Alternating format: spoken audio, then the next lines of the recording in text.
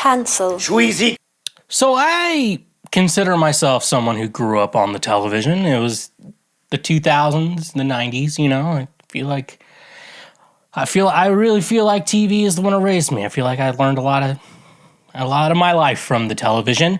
One channel I really loved when I was a kid was Nickelodeon, because Nickelodeon, well, basically the idea of Nickelodeon was like kids content, but it wasn't educational. It was just entertainment. And they, you know, Disney was new on that, but it was also like cartoons and definitely directed at kids. Like this was like, and especially Teen Nick. Teen Nick was like cool Nickelodeon shows, the live action block, you know. We talk about like phases of Nickelodeon, you know, there was kind of like the first phase, the beginning of it, like Pinwheel. I feel like Clarissa Explains It All, who Melissa Joan Hart is always, well, I watched Clarissa Explains It All, but I was like a kid, so I didn't really get it. But then like as an adult, I watched Sabrina the Teenage Witch, and that was an eye-opening for me, especially her aunts who always had their cleavage out. You know what I'm saying? But yeah, no. So yeah, Clarissa Explains It All, Salute Your Shorts, Pete and Pete, Are You Afraid of the Dark? That's like the original phase 1 or like chapter 1 of Nickelodeon.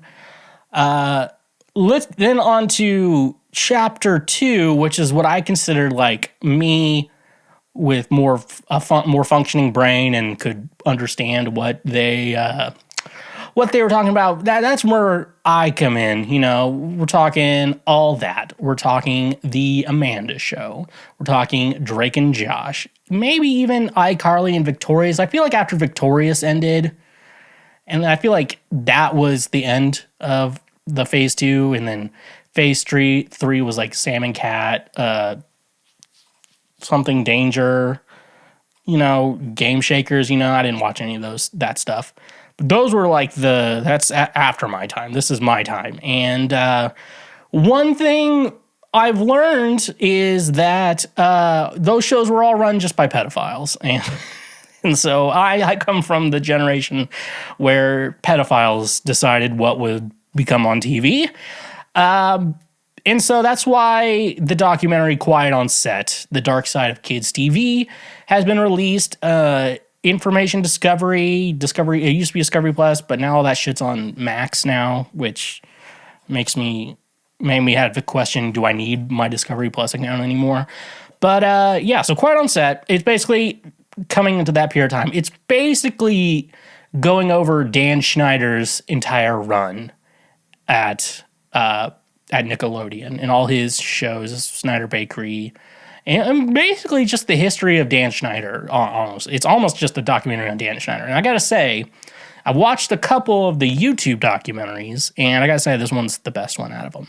But it talks about Dan Schneider's time, but Dan Schneider isn't technically the full main focus. I feel like the first and last episodes really focus on Dan Schneider. I think episode 2, they went into Jason Handy, who is a big unjustifiable creep. Everyone agrees with that one. And then you get into Brian Peck, who was like a dialogue coach, and he spent a lot of time around kids. He was also gay, which actually is relevant to the story, I should point out. If you don't remember him, if you remember, it was All That. He was the pickle guy on All That. Brian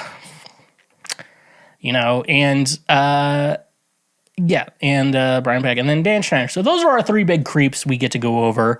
If anyone knows anything about Quiet on Set, you know that in the trailer, they ended the trailer with, we got Drake Bell on this, and that is what excited for me, because he hasn't been the best person, Drake Bell. I had a friend who apparently went to high school with him, and high school in quotations, because apparently he wasn't there a lot because of television obligations, which they talk about breaking tons of like child labor laws. The television, that's always the hardest. I have to think that's the hardest part about doing like a kid show, is just, school time, which, because school is almost like a full-time job in itself, to be honest with you, if you're in school.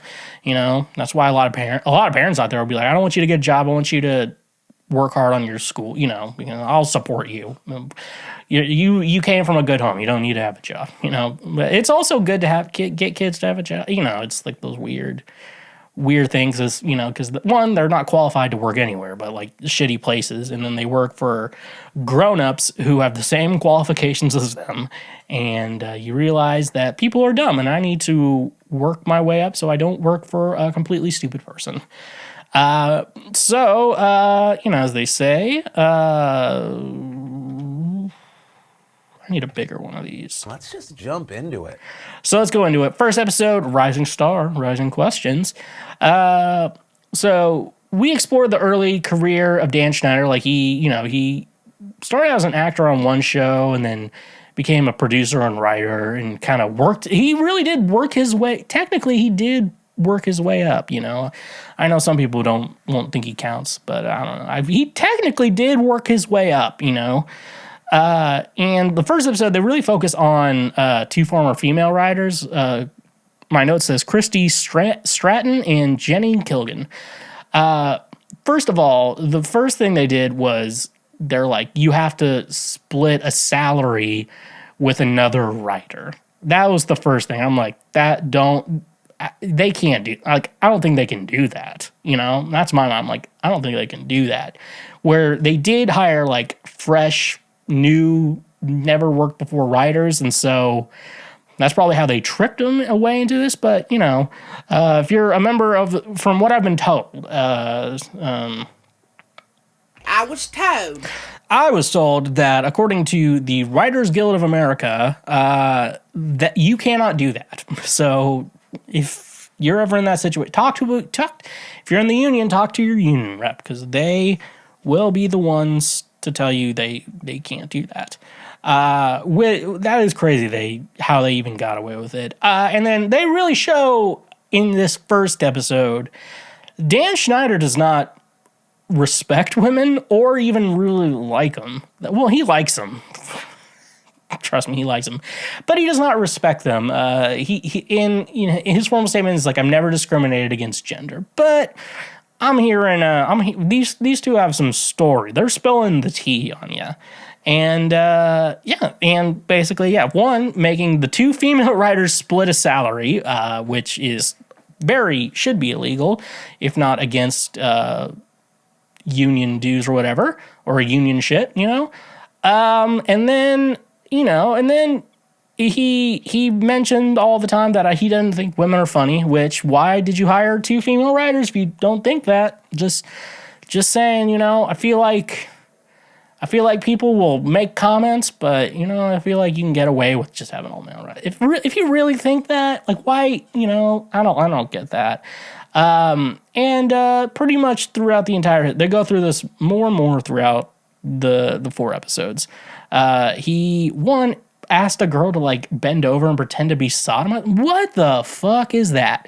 I understand, like, if for women, you work in a predominantly male field, and in that field, men like to talk like men and make jokes with each other, and, well, they're usually dirty jokes and stuff like that. Usually most men should have like a limit to how much they'll say in front of a woman versus like just the boys, or the guys.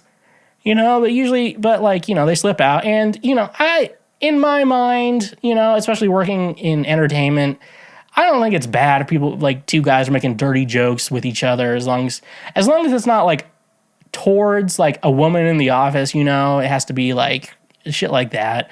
And, you also can't specifically harass a woman like that, like, those are the rules. But, like, if it's just like, this guy's making dirty comments, like, him and his friend are making dirty jokes, and it's, like, not at anyone's expense, it's like, you're in entertainment, that's something you just need to fucking, if you can't handle that, don't work in entertainment, But, yeah, they were doing stuff that was not cool, and definitely like that. So, he's always asking girls for back rubs, which is weird. I'm like, just hire someone to do it. Just hire a hot chick to do it for you, dude. Like, I don't know why it has to be women at the office And I don't know why that, like, you kind of be like, she massages me. She rubs my back. Just hire, you know? That's all you have to do. Yeah, and eventually they got fired and sued Nickelodeon and got a nice settlement after an internal investigation, which usually internal investigations do not find it. We didn't find anything. That's every time I hear, we're going to do an internal investigation. Oh, it means you're not going to do fucking shit. You know, like if you work somewhere and like you actually have a problem with harassment or whatever, and they say we're going to do an internal investigation, you're probably going to get fired, honestly, with you. And you shouldn't be fired. You should be able to do that. And as long as you have all that shit in writing, you are going to get a nice settlement. Just FYI. Next, we move on to episode 2, Hidden in Plain Sight. This is kind of the Amanda Bynes origin episode, and everything about Amanda Bynes, especially her time with Dan Schneider. Like, she was 10 years old. Like, every time I hear a story about young Amanda Bynes, one, I love the Amanda Show. That shit was so fucking funny. And honestly, I like all Dan Schneider shows, and I will still watch it. I love Drake and Josh. That show is so fucking funny. And I guess most of the complaints people had, we'll get into that in a little bit. I think that's the last episode. So we talk about Amanda Bynes, like, he technically, Dan Schneider technically claims to have discovered Amanda Bynes, but I feel like if you're performing at the Laugh Factory, especially as like a 10-year-old, I know they have to, like, I know hearing from listening to every comedian podcast, they always talk about like, you're like a doorman, like you're like a doorman, and then, you know, when a spot's available, you can go up and do a spot of comedy, and then eventually you become a paid regular. You don't have to be a door person anymore. I don't know. That's what I hear about the Comedy Store in LA, but I don't. And I assume that the Mothership in Austin does the same thing, because I feel like it's the Mothership is the same vibe as the Comedy Store, you know. And so yeah, so it started out with the Amanda Show, and then he was even on What I Like About You, which that was 16-year-old Amanda Bynes, you know, and then Amanda was on all that, you know, they got her own show, and, you know, everything, it goes on from there. They have Leon Frierson, Brian Hearn, Katrina Johnson, Giovanni Samuels, and Kyle Sullivan. You know, they all come in and talk about all their trauma from the show, but I don't know, we're going to get into child actors complaining a little bit. But then you kind of, you know, you talk about Amanda Bynes stories, and, you know, how after Dan wasn't let back on What I Like About You, basically he saw Amanda Bynes as like his cash cow. Like, you know, people say they were always oddly close with each other, you know, but in my mind, I feel like you know, in my mind, because like I haven't heard any actual things. Like, I thought I heard a weird story that's like he used to invite kids over to the pool and like swim in their swimsuits and ask them to do things for him. Like, but they didn't go over that in this documentary. And I feel like the lady, I feel like, who did the documentary, very pretty, by the way. Just want to let you all know that. Not related to anything else. I just wanted to point that out. If she's available, please give me a call. Please. My DMs are open. But yeah, so you like saw Amanda Bynes as cash cow, and then basically after What I Like About You kind of went away, he was like, well, I guess the ceiling is kids TV, but, you know, he made the best out of it. Just like, you know what, I'm gonna do, you know, I can be the guy who does children's TV, you know, so, you know, that's what he figured out. Then they get into Jason Handy, which there's not a lot about, except for the fact that he sent a picture of him jerking off to like a 14-year-old girl. And I'm just gonna make a guess here, and I'm going to assume that is a little too much for a 14-year-old girl to handle. Even adult women would not like that photo, and, you know, when you're a 14-year-old girl, you probably have not seen an actual grown man naked. Just, you know, probably not. Girls aren't the ones usually looking at porn. That's usually guys. Like, you know, girls aren't like, so that had to be shocking. Like, Jesus. You know, it's like, if you're going to send photos like that, make sure they're actually requested first, you know? But yeah, so Jason McElhenney, and then he went to jail. Yeah, he went to jail, and everyone thought I thought he was just some goofball from Nebraska. These people were sneaky about it. Like, he wrote in his like journal, like, if I have to the R word that's not the Republican stand-in, a little girl, I will. I'm like, ugh. You ever just feel gross, Sometimes you watch these shows, I'm just like, why am I watching this? I just feel gross, It makes me uncomfortable. But then we get into dialogue coach Brian Peck, and they end episode 2 with the tease that Drake Bell is going to spill the tea. And that's at the end of episode 2. And to be honest with you, I watched that episode, and then I had to go to band practice. And so when I got back, I got to finish it. It was like, cliffhanger. So the darkest secret. So basically it goes over Drake Bell's early life. Like, him and his dad bonded over TV, and it was his dream, to be on TV, do comedy stuff, And then, eventually he got on to the Amanda Show, season 2. And then, he started trying for a music career. And in that process of doing that, Brian Peck, also not related to Josh Peck, we talk about him, Pickle Guy from All That, he got a very big liking to him. He's also gay, remember. Don't remember that. So, like, basically what happened was he was getting a little too touchy-feely, and his dad was like, I am not leaving my son in a room alone with that guy. And then Brian Peck, like, got Drake to, like, weasel his way out of living with his dad to do, for stuff, and live with his mom. And then his dad was like, do not leave him alone in a room with Brian Peck. And then what does his mom do? Not do that, because women are stupid. No, I'm just kidding. But well, that's not laughable material. I'm sorry about that, guys. But yeah, and then eventually Drake's mom was like, yeah, you can be alone with him as much as you want. And then that's when this stuff happened. And basically, it's kind of, when it happened to you, you don't really want to go into too many details about it. But basically what Drake said, like, think about the worst thing you can do to a kid. That happened to me, yeah. You could just say it, and I can say yes or no, make it, easier. And, eventually, so that episode really ends with that. And, when, I went to Brian Peck's arrest, what happened was that Drake eventually told his mom what happened. They called the police. They recorded the phone call of him admitting it, which is weird, which I don't know if that's admissible in court, but I guess it was, I guess, because I feel like with shit like that, when it's like child predators, it's like, we can ignore some of those rules, right? Like, we got this evidence, it's not admissible in court. You want to hear it anyways, to everyone, just to make an opinion, And, so that's when we move into the next episode, the court case for Brian Peck, not related to Josh Peck also. Remember that. I already said that. Weird thing happened. Like, first of all, surprisingly enough, Dan Schneider was very supportive to Drake, mainly because Drake was a boy and not a girl and not a woman either. So when they heard about Brian Peck, and Drake remained anonymous because he's underage too. We don't need to put, if a kid's a victim, we don't need to be put in their face. But Dan, like, kind of put 2 and 2 together. It's like, oh, Brian seemed to hang out a lot with Drake.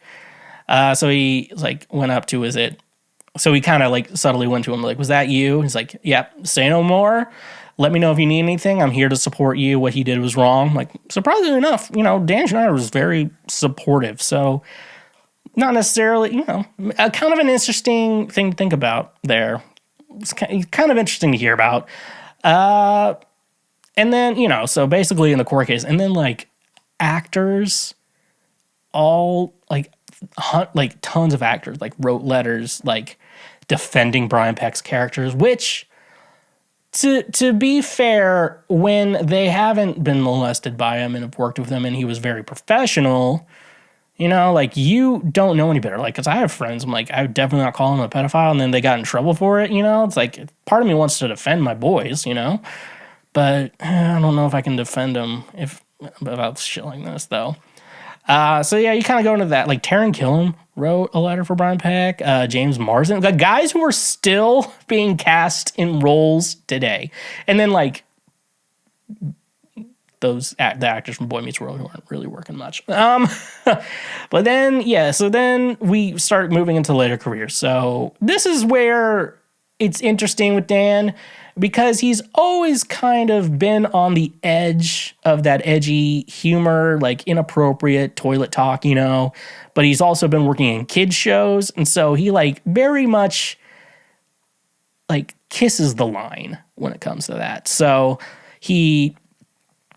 like that's when a lot of like the foot stuff going, like he definitely has a foot fetish. Like no way, we can all confirm that. But like weirdly inappropriate sexual, there's one thing to do a sexual joke, and like we're a subtle one, but sometimes kids don't know any better or don't know what they're signing up for and don't know what they're doing. Like I think Alexis Nicholas, which I think she's an attention whore, to be honest with you, but that is not what we're talking about today. So like there was like a cum shot. There was like kind of like a subtle like I'm trying to get this yogurt or something out, and then it squirts all over her face like a cum shot, and she didn't know what a cum shot was because she was a small young lady, and all the boys knew because boys figure that shit out pretty quick. And so like that, Zoe 101, people even still have rumors that she's the father of Jamie Lynn Spears' oldest daughter, which I kind of see it, but I don't know. I'm not getting into that. iCarly. Victorious is when he started getting really unhinged. That's when like he dialed it up. He dialed that shit up, and like eventually, stuff like that happened. And then apparently in the later years, Dan was very bad to work with. Jeanette McCurdy has talked about it in her book nonstop, mainly because he probably doesn't respect women. And so he's just like a dick to all of them. And then stuff like, so he's like a horrible guy to work with, and then he was like loud and obnoxious, and he tried to use his creative genius thing, but like, that's, you can control that. Your creative genius doesn't need to do that. Like you go home and you work it out and you figure out what to do, and then the Me Too movement happened, / cancel culture became a thing, aka holding people accountable for their actions. That's all it is. That's all cancel if you're worried about being canceled, don't do shit. Hold yourself accountable for your actions. That's all anyone's asking. There's some people who are a little crazy there, but for the most part, it's like holding people accountable for their actions. That's all it is. And then the kids acknowledged what their like how their lives have been affected by being child actors, which I am getting into. Then we talk about Drake Bell's legal issues. Because especially the child endangerment charge, which looks like the facts that are there was inappropriate texting, which is wrong, but isn't it not? It's not as bad, it's not as bad, but it's still wrong and definitely wrong. But it's interesting to think, because he said like his life, he mentioned in it his life spiraling out of control, he got divorced, and he's just kind of working to do better. He's in therapy. Drake Bell generally seems like he's trying to do better from what he's been, because he says he was just kind of lost. And, it's something interesting to think about with like when kids get molested and stuff like that, it's like a lot of, the predators were once victims themselves, and so it's like this whole cycle of abuse. And I think one thing, millennials are really trying to learn, and Gen Z's a lot more onto it, is that trying to stop the cycle of trauma and, and stuff like that, we think about it as like, my parents hit me and I turned out fine. I'm like, maybe we don't hit our kids. Maybe we shouldn't do that anymore.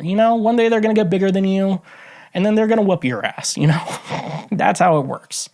But, I'm not saying what Drake Bell did, everything he's done has been good, because my friend who went to high school with him said, talked about a girl and whose nudes leaked, one time and said that was not the first time she sent photos like that. That's the story I heard. We already talked about Drake Bell. I want to finish this, though. I want to talk about child actors and all these child actors complaining in this show. Like I've mentioned this earlier, but I consider myself raised by television, which is not necessarily a good thing. And if I would have been cast on like all that, or like got my own show like Drake and Josh, or like even being a cast member on the Amanda Show, that would have been a dream come true for me. I've always wanted to do entertainment since I was a kid, so it's a dream come true. And then all these kids talk about it being a burden. And, they do have points, there's a lot of bullshit, working entertainment, whether you're an actor or a musician, there's a lot of bullshit you have to deal with. And honestly, it's one of those things like get thick skin, or else, if it's hot, it's too hot, stay out of the kitchen type of thing, it's kind of a weird thing like that. And it's not always the best with kids, because adult actors, they kind of know better. It's like, I might have to wear something that's kind of revealing, and I may have to be told I need to lose weight and stuff like that. And sometimes it's bad. Sometimes people get eating disorders, but a lot of times people are like, this is what I have to do because I want to be an actor. And it's everyone's preference is to look at someone who's good looking. And so I need to make sure I stay good looking because I like doing this job and I need to do it. And so like adults really have that understanding, not necessarily kids have it. So there's that part of me is like, shut the fuck up and deal with it. Like the kid who's like, I played this character, Little Fetus, and, I was in this skin tight suit and I was a growing boy and I hated my body and I hated doing that. But like, we all hate our bodies, first of all. So just remember that. We all have solace in hating our own bodies. People who do are crazy. And so it's that. And, a grown-up actor who knows, like, especially in comedy sketches, like, you're going to have to wear some weird shit, So it's like something that's like, yeah, I'll deal with it. And if people say my body looks bad, I'll just get over it because they're on their couch and I'm not. And I'm actually doing shit. So, it's stuff like that. So it's really something. So, especially if you're a kid and you want to go into acting, my advice would be there's going to be a lot of bullshit you have to deal with. And most of it's picking your battles, and it's not worth your time to even do shit about. But in this documentary, though, there was a lot of shit that shouldn't have been going down. Like, one, don't hire a pedophile like, Brian Peck. Oh, yeah, remember, after he got out of prison for like a year or whatever, he went to work on The Sweet Life of Zack and Cody. So back in my day, they used to just let pedophiles run wild around here. And that's why everyone today is just like, I fucking love To Catch a Predator. That's why I feel like that show got a resurgence because of that. But no, there was a lot of shit they shouldn't do. The kid touching kids, it's not good. Especially, like speaking of the two female writers, like they're grown women too. So they probably understand the bullshit they're going to have to deal with and what bullshit they shouldn't deal with. And, like they shouldn't have split a salary, obviously that was bad. They were just like, they're women. They have husbands they can share. Shut the fuck up. Sexual harassment towards women, that's not including just like guys, making dirty jokes with each other at no one's expense, Dan asking all the women in the office to give massages or having kids give them a massage too, which is also weird. Leaving kids alone with adults, like a lot of this stuff should not have happened. Like they should have had some safeguards in there to make sure things like that don't happen. Like a parent's always on set with the kid and everything there. So, yep, that was Quiet on Set, the truth about children's television. What do you guys think? Anything I missed? Tell me everything. Thank you for watching this clip. Watch it again or watch something